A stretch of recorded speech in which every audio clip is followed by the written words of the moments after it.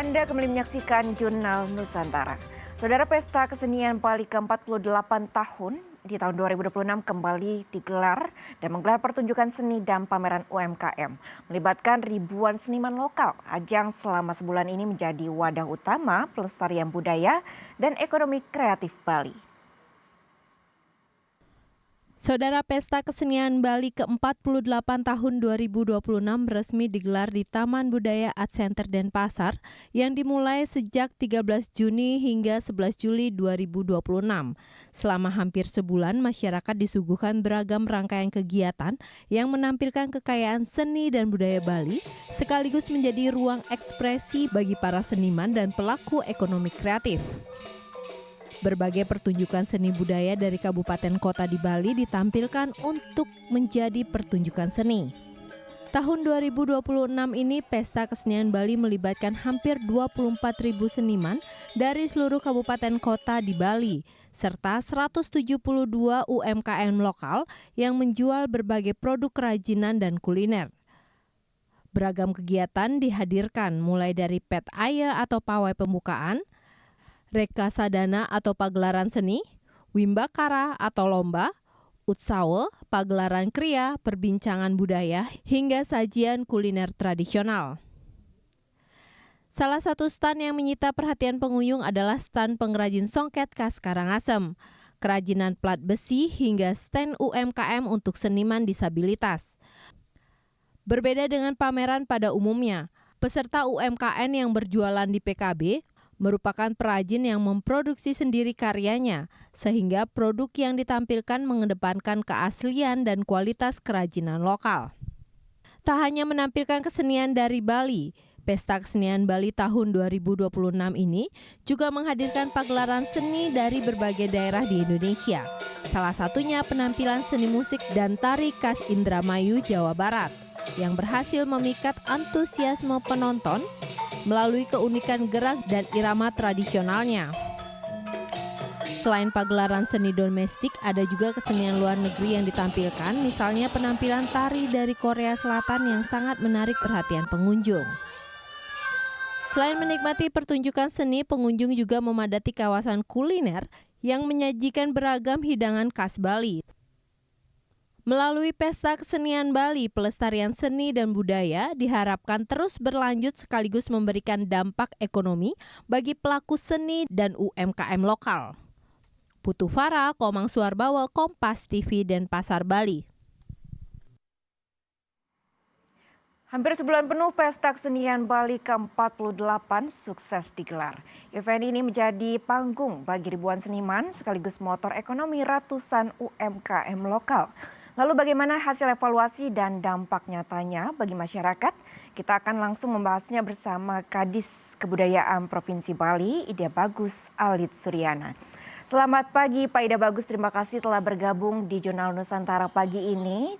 Dan terkait dengan PKB 2026 Pak Ida, ini sudah berlangsung hampir sebulan. Lantas bagaimana evaluasinya, kemeriahannya dan juga yang menjadi daya tarik utama dari PKB tahun ini?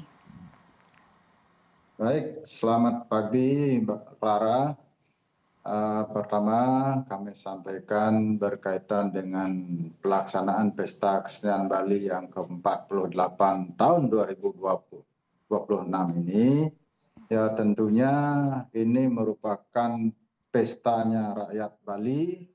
Jadi mereka berduyun-duyun, berbondong-bondong datang ke Taman Budaya untuk menyaksikan suguhan-suguhan tarian-tarian seni yang ditampilkan sesuai dengan jadwal yang sudah kita tentukan. Ya tentunya dalam perjalanan ada beberapa hal yang perlu kita evaluasi. Ya tentunya kita juga kegiatan ini kita laksanakan mengacu evaluasi pada tahun lalu. Jadi untuk tahun ini yang perlu kita evaluasi adalah satu berkaitan dengan pengaturan jadwal. Jadi jadwal yang kita tetapkan sekarang ini di luar dugaan kita.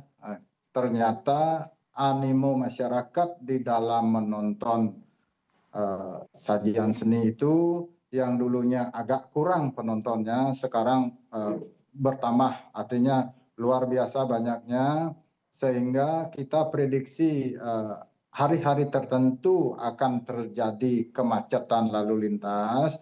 Ternyata akhirnya sekarang setiap hari.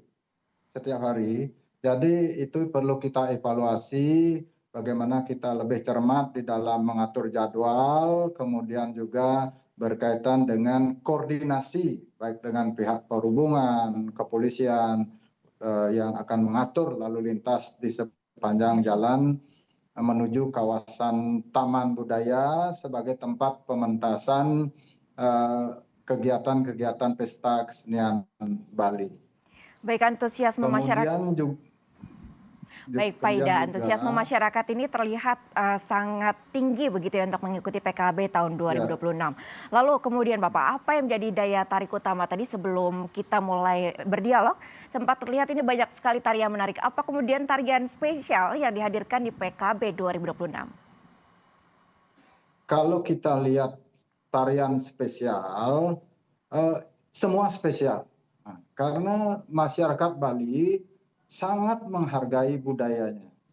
Di masing-masing kabupaten kota punya ciri khas budaya tersendiri, sehingga masyarakat itu selalu ingin tahu, ingin bagaimana ciri khas daripada seni-seni yang akan ditampilkan oleh kabupaten. Nah, itu yang merupakan salah satu daya tarik bagaimana masyarakat begitu tumpah ruah datang ke pesta kesenian Bali. Nah, jadi walaupun seni itu ada di kabupaten lain dari wilayahnya, tapi mereka merasa memiliki bahwa itu adalah budaya Bali yang perlu dilestarikan. Jadi mereka sangat peduli dengan budaya Bali itu. Baik Pak Ida, bagus. Tadi disebutkan setiap wilayah menampilkan tarian ciri khas masing-masing wilayahnya di acara PKB 2026. Dan melihat keterlibatan dari 24.000 seniman dan juga ratusan UMKM. Lantas Pak Ida, bagus, ini bagaimana PKB tahun 2026 dapat mendongkrak ekonomi masyarakat lokal? Terima kasih. Ya, tentunya kita juga berkaitan dengan UMKM. Kita bekerja sama dengan Dinas Koperasi Provinsi Bali. Jadi mereka yang mengkurasi para pedagang yang berhak untuk mengikuti perhelatan Pesta Kesenian Bali ini. Jadi khususnya kuliner-kuliner yang bisa berjualan di sana tentunya juga kuliner berciri khas Bali dan juga dia juga bercirikan kuliner khas dari kabupaten kota.